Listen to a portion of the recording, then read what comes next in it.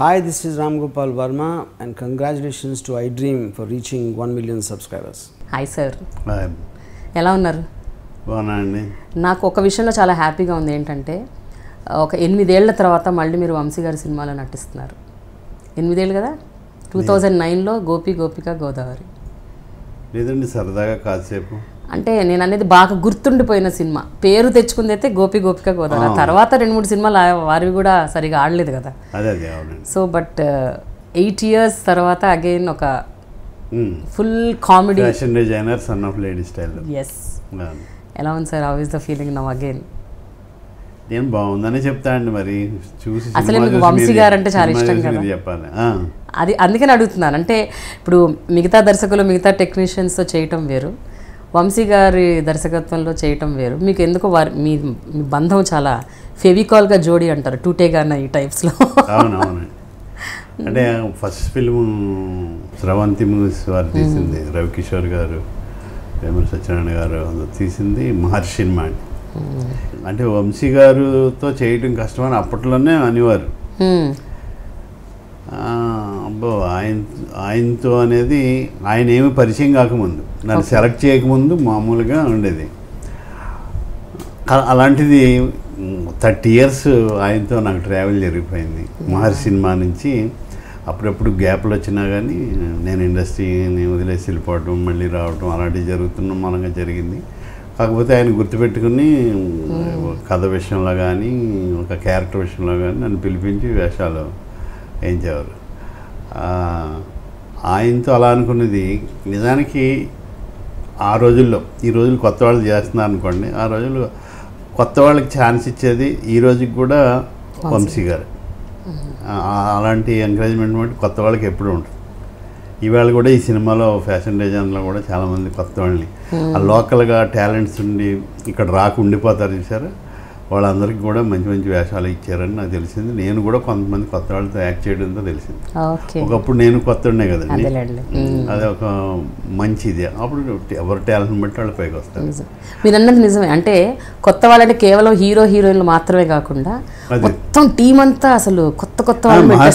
మేమంతా కొత్త వాళ్ళే కదండి. అప్పుడు ఆ రోజు ఆయన మహర్షి రాఘవ, నేను, శివాజీ రాజా, మా రామ్ జగన్, సుబ్బారావు, మురళి, రజిత, అమ్మాయి నిశాంతి, అందరూ కొత్త వాళ్ళే కదండి.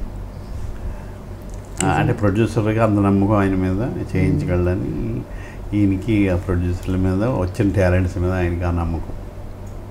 అయితే లేడీస్ టైలర్ ఒక క్లాసిక్ మూవీ, అందులో మీరు చేయలేదు. బట్ లేడీస్ టైలర్ సీక్వెల్గా వస్తున్న fashion designer, son of ladies tailor, అందులో మాత్రం చేస్తున్నారు. సో మీకు అంటే ఐఎమ్ షూర్ ఒక సీక్వెల్ సినిమాలో చేస్తున్నప్పుడు ఆ ఎక్సైట్మెంటే వేరే ఉంటుంది. అది ఎట్లుంటుంది, ఏ రకంగా ఉంటుంది, ఎలా ప్రేక్షకులు రిసీవ్ చేసుకుంటారు. బికాజ్ జనరల్గా అండి ఒక సినిమా ఒరిజినల్ ఉన్నప్పుడు దాని సీక్వెల్ని యాక్సెప్ట్ చేయాలంటే కొంచెం వెనకాడతారు యూజువల్గా.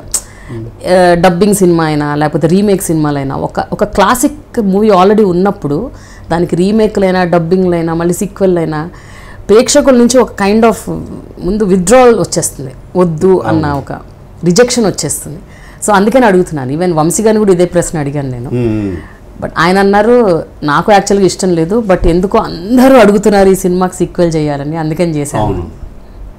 అయితే లేడీస్ టైలర్ రిలీజ్ అయినప్పుడు నేను మా ఊరు కాకినాడలో ఉన్నాను, అక్కడే చూశాను. బడే తీసాడు అయిన వంశీ గారు, చాలా స్పీడ్గా ఉంది సినిమా, కొత్త వాళ్ళు, ఇంకా ఎవరు అంత రాజేంద్ర ప్రసాద్ గారు కానీ మెల్లిమెల్లిగా పేర్లు వినబడుతున్న మనుషులు కానీ అలాగా ఓవర్ నైట్ స్టార్లు అయిపోయిన ఇది కాదు. వాళ్ళందరూ ఎవరో తెలీదు. వాళ్ళందరూ మల్లికార్జునరావు గారు, భరణి గారు, అందరితో కొత్త వాళ్ళు ఇంచుమించు, ఒకవేళ ఉన్నా కానీ అంత రికగ్నేషన్ లేనివాళ్ళు. అలాంటి సినిమా అయిపోయిన తర్వాత నేను ఇండస్ట్రీకి వచ్చాను. మళ్ళీ 31 సంవత్సరాల తర్వాత మళ్ళీ తీశారు. ఆయన అంటారు నిజమే, ఒక విధంగా అదే తీయటం అనేది ఎగ్జాస్ట్ అయిపోయినట్టు ఉంటుంది, కథలు అయిపోయినట్టు, అయ్యే తీయవలసి వచ్చినట్టు అనిపిస్తుంది, నా అభిప్రాయం అండి ఇది. ఆయన ఇది సీక్వెల్ కాదు రీమేక్ అన్నాడు మొన్న, అన్నారా? చిన్న చిన్న తేడాలతో. అయితే మళ్ళీ తీయడానికి హోప్ ఏంటంటే అప్పుడు ఆ యూత్ వేరు, ఆ యూత్ ఇప్పుడు థియేటర్ రాకపోవచ్చు. ఇప్పుడు యూత్ వేరు, వీళ్ళకి కొంచెం కొత్తగా ఉండొచ్చు. సమంత అశ్విన్, ఈ అమ్మాయిలు కొత్త అమ్మాయిలు, టీనేజ్ అమ్మాయిలు, వీళ్ళందరూ కలిపి కొత్తగా ఉండొచ్చు. అందులో పాతవాడిని కొద్దిగా పాతవాడిని నేనే, నా క్యారెక్టర్. మిగిలిన మళ్ళీ అక్కడ ఉన్న క్యారెక్టర్లు అయితే, ఇక్కడ నుంచి వెళ్ళిన క్యారెక్టర్లు అయితే మళ్ళీ సెలెక్ట్ చేసి అలాంటివే చేశారు ఆయన. Hi, this is Ritu Verma. నేను మీ లాస్ట్ యాని. Hello everybody, this is me Noel. 1 million subscribers reach అయిన శుభతరుణంలో నా శుభాకాంక్షలు తెలియజేస్తున్నాను. I Dream 1 million subscribers కి రీచ్ అయ్యిందండి. Congrats to iDream Media on reaching 1 million subscribers. iDream Media వాళ్ళు 1 million subscribers reach చేసినందుకు all the best and congratulations to you. Congrats, iDream. Keep up the good work and continue to entertain.